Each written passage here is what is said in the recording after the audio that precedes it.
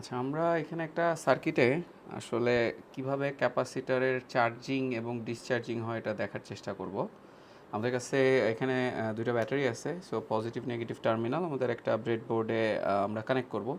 যেমন এই যে ব্রেডবোর্ডের পজিটিভ টার্মিনালের সাথে আমরা পজিটিভ পার্টটা দিছি ব্যাটারির, আমরা নেগেটিভটা অ্যাড করবো। আর এখান থেকে দুইটা কানেক্টর নিয়ে আমরা হচ্ছে এখানে একটা ক্যাপাসিটর আছে, ক্যাপাসিটরের সাথে কানেক্ট করবো। এখানে একটু জানা দরকার যে ব্রেডবোর্ডের এই বরাবর হচ্ছে সব সেম পয়েন্ট, হ্যাঁ। সো এই বরাবর সব কানেক্টেড, এই বরাবর হচ্ছে কানেক্টেড না।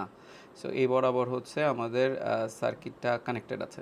সো আমরা যদি এখানে দেখি, আমরা এটা একটা সুপার ক্যাপাসিটর। সুপার ক্যাপাসিটরের যেটা অনেক চার্জ ধরে রাখতে পারে, এইটার সাথে এই পয়েন্টটা আসলে কানেক্টেড, ঠিক আছে। এইটা আবার ব্যাটারির নেগেটিভের সাথে আমরা কানেক্ট করব, হ্যাঁ। আর ঠিক একইভাবে পজিটিভের সাথে কানেক্ট করব। আমরা ভোল্ট মিটারটা চেক করব হচ্ছে এই আমাদের মাল্টিমিটারে, ঠিক আছে। আর তারপরে আমরা যেটা করব যে ডিসচার্জিংটা দেখব, একটা মোটর লাগায় যে কিভাবে চার্জিং হয় এবং কিভাবে ডিসচার্জিং হয়। আমরা জানি ক্যাপাসিটরকে চার্জিং করার সময় ভোল্টেজ আস্তে আস্তে বেড়ে ব্যাটারি ভোল্টেজের সমান হবে। সো ওইটাই আমরা মেইনলি এক্সপেরিমেন্ট করার চেষ্টা করব।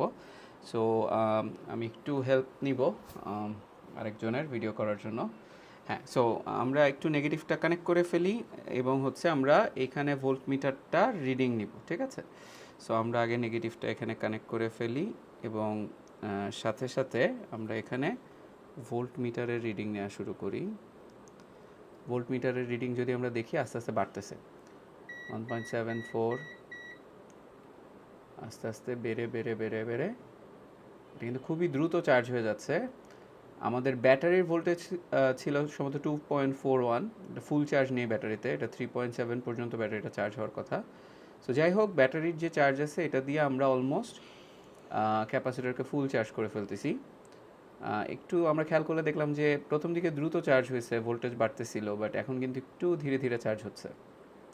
সো এটা আমরা জানি যে ক্যাপাসিটরের যে চার্জিং গ্রাফ, ইনিশিয়ালে যখন লো ভোল্টেজ থাকে তখন দ্রুত চার্জ হয়, পরে ভোল্টেজ বাড়তে থাকলে স্যাচুরেশনের দিকে চলে যেতে থাকে এবং ধীরে ধীরে চার্জ হয়।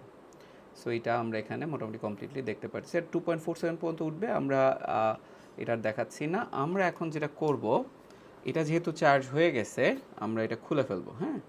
এটা খুলে আমরা এই যে আমাদের যে টার্মিনাল দুটো রয়েছে, এটা হচ্ছে আমরা এবার আমাদের মোটরের সাথে কানেক্ট করে দেব।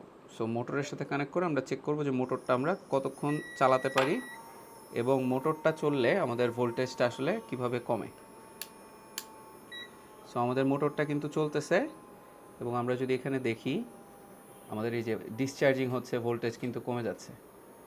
সো আমরা খুব ভালো মতো এখানে খেয়াল করতে পারতেছি। এটা 2.2 পর্যন্ত আমরা ভোল্টেজ নিয়েছিলাম। এখানে মোটরের একটু সাউন্ড আমরা যদি শোনাই, মোটরের কাছে আমাদের মাইকটা নিয়ে যাই। সো এখানে কিন্তু মোটরটা চালু আছে এবং যখন আসলে মোটরটা চালু, তখন আমাদের ভোল্টেজ কমতেছে এবং মোটরের স্পিডও আমরা এখানে আসলে বোঝাতে পারতেছি না, স্পিড আসলে ধীরে ধীরে কমে যাচ্ছে। এবং যতক্ষণ পর্যন্ত এটার ভোল্টেজ থাকবে, মোটরটা আলটিমেটলি চলতে থাকবে। চার্জ যখন ফুরিয়ে যাবে, ভোল্টেজ ফুরিয়ে যাবে বা কমে যাবে, ভোল্টেজ ডিফারেন্স, তখন আমাদের মোটরটা একদমই থেমে যাবে। সো এইভাবে একটা আমরা ক্যাপাসিটারকে চার্জিং করতে পারি এবং ওই চার্জ দিয়ে আমরা কোনো কিছু চালাতে পারি কিছুক্ষণের জন্য। এটা কখনো একটা ব্যাটারি রিপ্লেসমেন্ট না, কারণ এটার ভিতরে মানে কোনো রিঅ্যাকশন হচ্ছে না যেটা দিয়ে আমাদের ভোল্টেজ ডিফারেন্সটা মেনটেন করতে পারবো আমরা। ধন্যবাদ।